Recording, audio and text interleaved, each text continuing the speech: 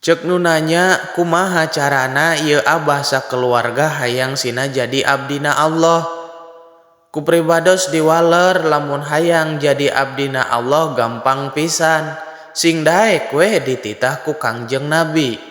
Sabab para nabi umumna Nabi Muhammad khususna tugas nu paling pokok lungsur ke alam dunia ieu.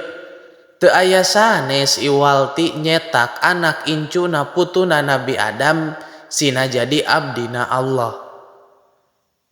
Cek nu nanya kapan Nabi teh geus teu aya di kieuna, kantenan we Nabi geus teu aya di kieuna.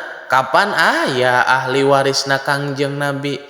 Nyabogaeun kitu Nabi kana ahli waris? Kantenan atuh para sadaya Kangjeng Nabi teh ngagaduhan ahli waris. Saha tah ahli warisna Kangjeng Nabi teh? Persis cara urang ahli warisna Kangjeng Nabi mah ngeun aya bedana. Naon tah bedana? Bedana ahli waris Kangjeng Nabi mah dina mastakana pinuh ku ilmu pangaweruh, dina atina heurin kayakinan ibadah ka Allah, laku lampahna teu loba teuing carekeun Allah. Nu kitu disebut ulama. Ari ulama warasatul anbiya, ahli warisna Kangjeng Nabi. Tah ku ulama urang teh dicetak sina jadi abdina Allah teh. Nya bisaeun kitu ulama nyetak sina jadi abdina Allah ka urang, atuh bisa kabina-bina lantaran dilantik ku Kangjeng Nabi. Kunaon tah ulama nyetakna? Nya moal boa atuh kaum ibu tiba baheula oge nyetak mah ku loyang. Tapi sanes loyang kaleng ieu mah, loyang agama nyetakna teh. Agama anu mana cenah hajengan? Nya atuh agama anu bener ulah agama anu teu bener. Da loyang kaleng oge keur nyetak paranti kueh teh ulah loyang kaleng anu karatan. Bisi napel hanyirna kaleng kana kue.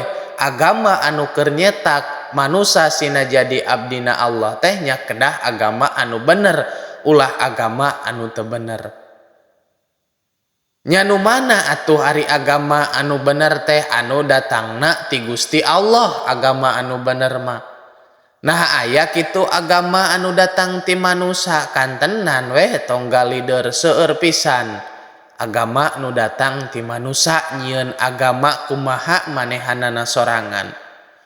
Nu mana atuh ari agama nu datang ti Gusti Allah teh? Anu ngagaduhan kitab suci. Nah agama-agama nu lain teu ngagaduhan kana kitab suci kitu pokna.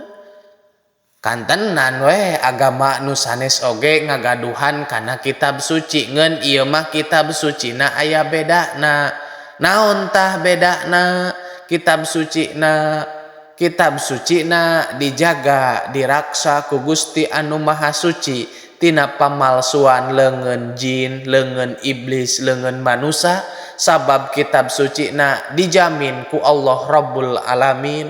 Inna nahnu nazalna dzikra wa inna lahu lahafidun. Wau pahili jeung ia bakal kapanggih sabab kitab sucina diraksa ku Gusti anu Maha Suci tina pamalsuan leungeun anu bakal malsukeun kana eta kitab suci. Naon ngaran kitab sucina? Al-Qur'an ngaranna. Tah ku Qur'an urang dicetak sina jadi abdina Allah teh. Nah Qur'an teh kudu ditapel-tapelkeun kitu disusuhun dina mastaka. Atuh kitu mah moal ka pabrikan keur nu nyetak Qur'an. Sing uninga ku urang sadayana ari Qur'an teh diantarana teh nitah bener nyarek salah dina bidang akidah jeung syariah. Nu kitu disebut ibadah. Tah ku ibadah urang dicetak sina jadi abdina Allah teh. Cek nini da ibadah teh geuninganan ajengan loba rupana, kantenan we loba rupana. Kanyingkah-nyingkahkeun cangkang jauh di tengah jalan bisi batur ti soledat kapan eta ge ibadah kasebutna nini. Sing uninga ibadah teh aya tihangna, salat ngaranna. Tah ku salat kaum muslimin sadayana urang dicetak sina jadi abdina Allah teh.